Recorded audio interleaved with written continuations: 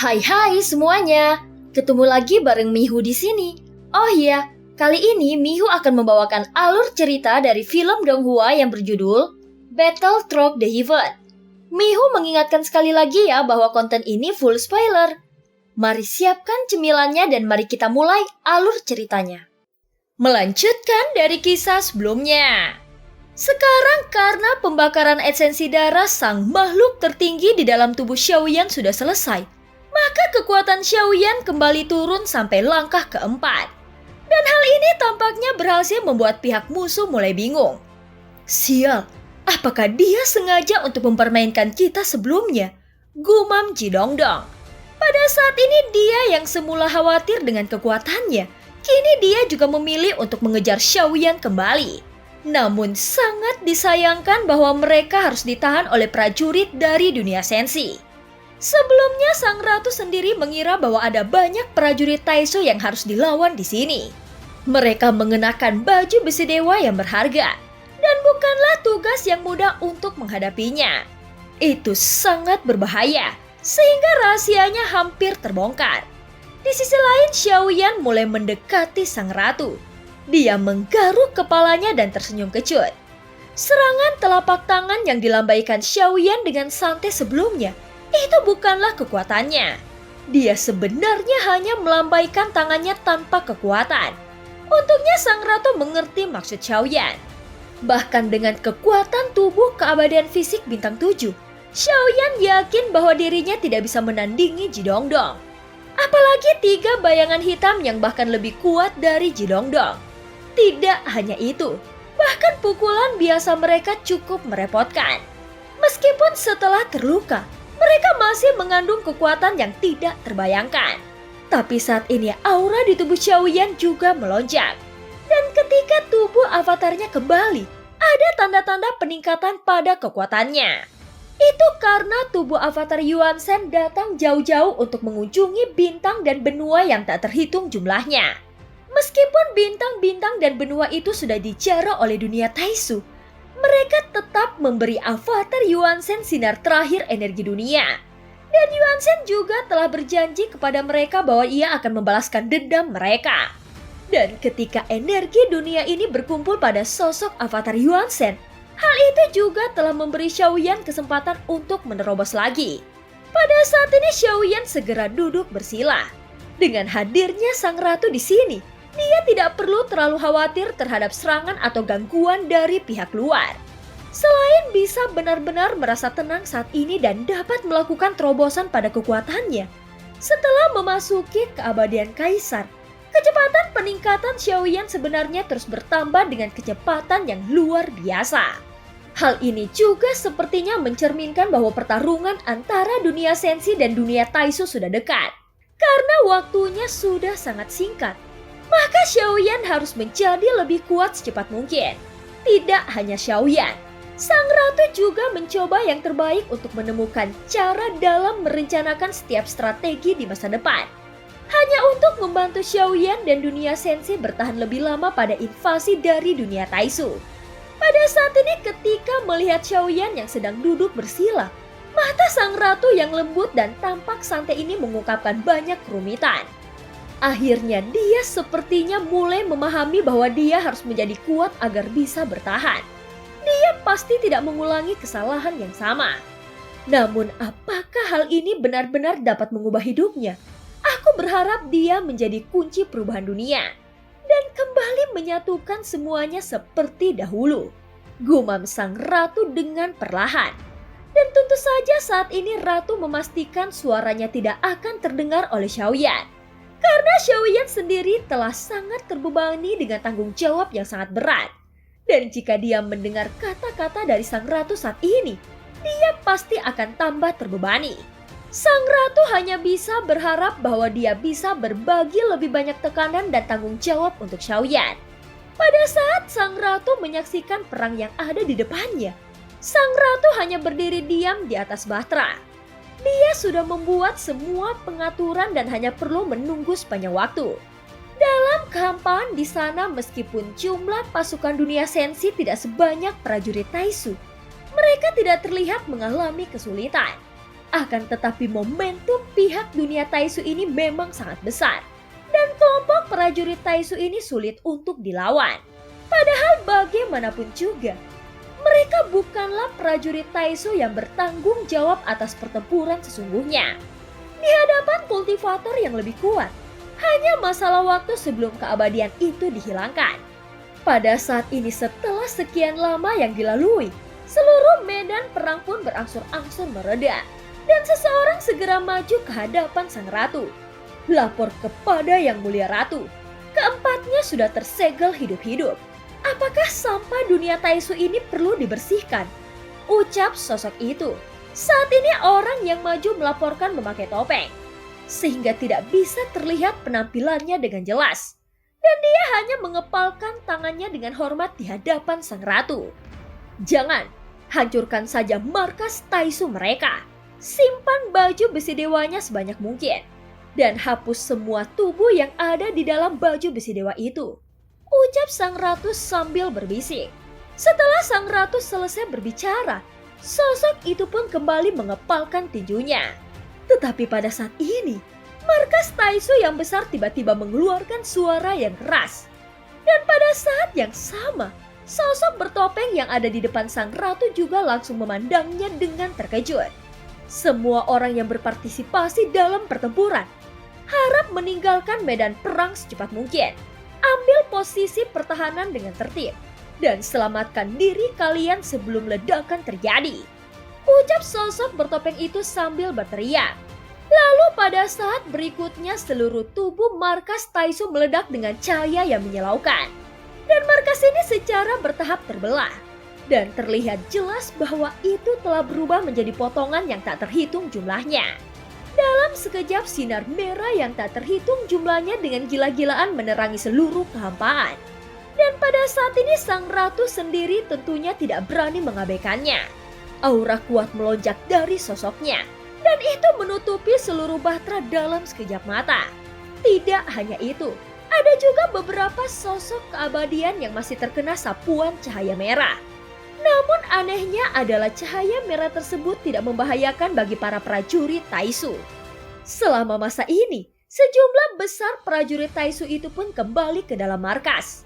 Sial, semua komandan Taisu sudah berhasil diblokir. Dan gerakan mereka begitu terstruktur. Mungkinkah ada ikan yang lolos dari jaring? Gumam sang ratu sambil mengerutkan keningnya. Mereka yang terkena sinar merah saat ini mengalami banyak trauma. Kekuatannya tidak terlalu merepotkan tetapi jangkauannya sangat luas. Pada saat ini sejumlah besar prajurit Taisu berhasil melarikan diri dan kembali ke dalam markas Taisu. Hingga setelah hampir semua prajurit Taisu ini kembali ke dalam markas, sosok markas Taisu itu mulai terpecah dan tampaknya terus berkembang sampai titik tertentu. Kemudian markas Taisu itu berubah menjadi gelombang persegi raksasa yang tak terhitung jumlahnya. Itu mengalir menuju lautan kehampaan ke berbagai arah dengan kecepatan yang sangat cepat. Dan tampaknya pergerakan mereka ini tidak mungkin dihentikan. Setelah mencapai gerbang dalam jarak tertentu, mereka akan menembus kehampaan sampai akhirnya menghilang. Kekuatan dunia Taisu ini tidak boleh dianggap remeh. Karena begitu besar dan menarik perhatian. Sehingga mereka memunculkan ide pemisahan dan kombinasi. Jika dikumpulkan mereka akan menjadi bola api. Dan jika tersebar, mereka akan menjadi bintang yang memenuhi langit. Setelah mereka tersebar memang sulit untuk ditangkap. Sial, ini memang sungguh merepotkan. Gumam sang ratu sambil menyaksikan pemandangan ini tanpa daya. Tapi dia masih memiliki ekspresi tenang di wajahnya. Dia memang tidak bisa menghentikannya. Jadi dia hanya bisa mengikuti permainan dari dunia Taisu. Terlebih lagi kini pihak dunia Taisu memiliki 4 kultivator keabadian di tangan mereka. Adapun markas Taisu memang merupakan hal yang sangat sulit untuk diatasi. Karena minimnya kekuatan dunia sensi yang dikerahkan sekarang, markas Taisu super besar yang terdiri dari makhluk yang tak terhitung jumlahnya ini, itu terbelah dalam sekejap dan melarikan diri ke arah yang berbeda. Faktanya setiap markas Taisu menyebar ini terbuat dari bahan yang sangat keras sehingga kemungkinan untuk dapat diblokir akan sangat rendah. Bahkan jika masih ada markas Taisu yang lolos dari jaring untuk saat ini, makhluk itu akan terpecah menjadi ratusan bahtera dalam sekejap mata. Dan akan sangat sulit untuk mengetahuinya karena ukurannya yang semakin kecil.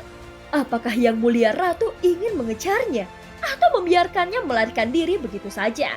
Tanya sosok bertopeng sebelumnya yang kembali muncul dan dia segera mengepalkan tinjunya. Tidak perlu, kalian hanya akan mengawal keempat orang Taisu yang sebelumnya ditangkap. Kembali untuk memperkuat blokade dan tidak membiarkan mereka melarikan diri. Ucap sang ratu yang sebelumnya sudah berhasil mengguncang dan menangkap 4 keabadian Taisu sekaligus. Dan itu merupakan keuntungan yang besar. Yang Mulia Ratu jangan khawatir. Kami telah memasang lapisan segel dan penghalang. Sehingga tidak akan ada bayangan yang bisa melarikan diri. Ucap sosok itu dengan percaya diri. Namun setelah dia mengucapkan kata-kata itu, tiba-tiba terjadi ledakan tidak jauh dari tempat mereka berada saat ini. Di sekitar kabut, itu telah meledak di atas bahtera milik pasukan dunia sensi. Dan cakupan ledakannya bahkan menyelimuti seluruh bahtera. Lalu guncangan energi yang ditimbulkannya bahkan lebih mengerikan. Dan bahkan di bahtera tempat sang ratu serta Xiaoyan berada, juga merasakan goncangannya yang dahsyat. Siap, apakah itu adalah penghancuran diri dari tubuh seorang keabadian? Ucap sosok bertopeng itu yang tiba-tiba berteriak. Dan sang ratu juga terkejut setelah mendengarkannya. Tindakan mereka tidak masuk akal. Karena aku tidak mungkin membuat kesalahan tingkat rendah seperti itu. Karena semua meridian energi di dalam tubuh mereka telah diblokir sepenuhnya untuk mencegah meledakan diri. Apa yang terjadi? Ini benar-benar mustahil. Ucap sosok bertopeng itu dengan perlahan. Pada saat ini sosok bertopeng itu jelas terkejut dengan adegan ini. Segera dia langsung menangkupkan tinjunya ke arah sang ratu. Dan dengan sangat menyesal, dia mengakui bahwa itu adalah kesalahannya. Ada lebih dari 1 prajurit Taisu yang sudah mencapai keabadian di dunia sensi ini. Dan ada kekuatan lainnya yang ikut campur di dalamnya. Ucap sang ratu dengan tegas. Pada saat ini sang ratu tidak memiliki niat untuk menyalahkannya. Mereka tidak merasakan kelelahan apapun. Mereka tidak merasakan kesalahan apapun. Dan kecelakaan seperti itu pasti disebabkan oleh keadaan terpaksa. Sang ratu juga mengerti bahwa kejadian ini bukan salah dari prajurit bertopeng. Itu karena sang ratu samar-samar merasakan bahwa ada sosok lain yang kuat. Dan dia campur tangan dalam adegan itu. Dan benar saja, insting sang ratu pun merasakan keberadaan kuat tidak jauh dari lokasinya. Semuanya, bersiaplah, ada seseorang yang akan datang. Ucap sang ratu sambil memandangi sekelilingnya dengan tegas. Dari mata sang ratu, dia dapat melihat sosok berdiri di dalam kabut darah. Dia memegang 3 sosok berjubah hitam. Sementara itu aura Jidongdong sendiri sudah menghilang. Dan 2 sosok berjubah hitam berada di belakang orang ini. Hei ratu, untuk kali ini kami akan menganggapmu sebagai pemenang kecil. Tetapi kau harus tahu bahwa dunia sensi pasti akan kalah. Ucap bayangan hitam itu yang suaranya dapat didengar oleh semua orang. Karena suaranya saat ini benar-benar bergema di kehampaan.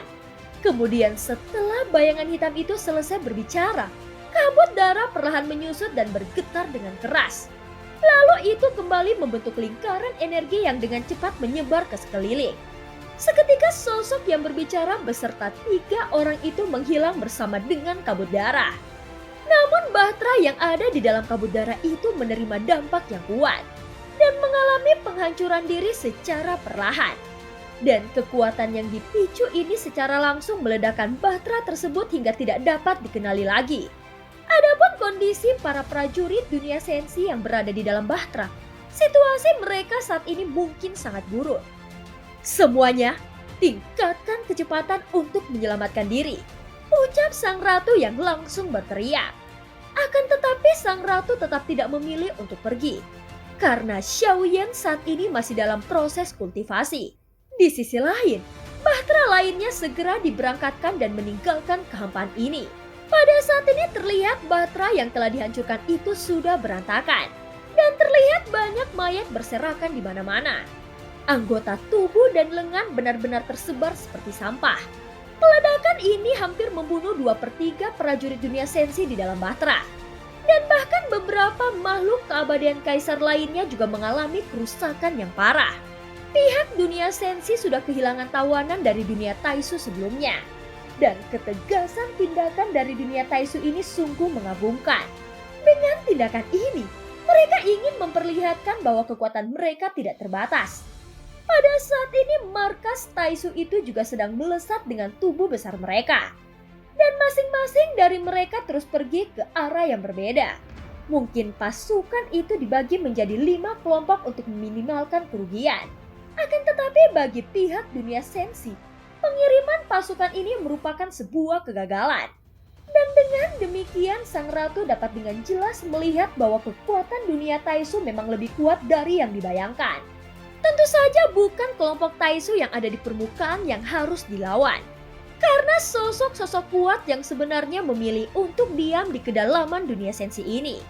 Dan kekuatan-kekuatan ini adalah ancaman terbesar yang nyata bagi dunia sensi.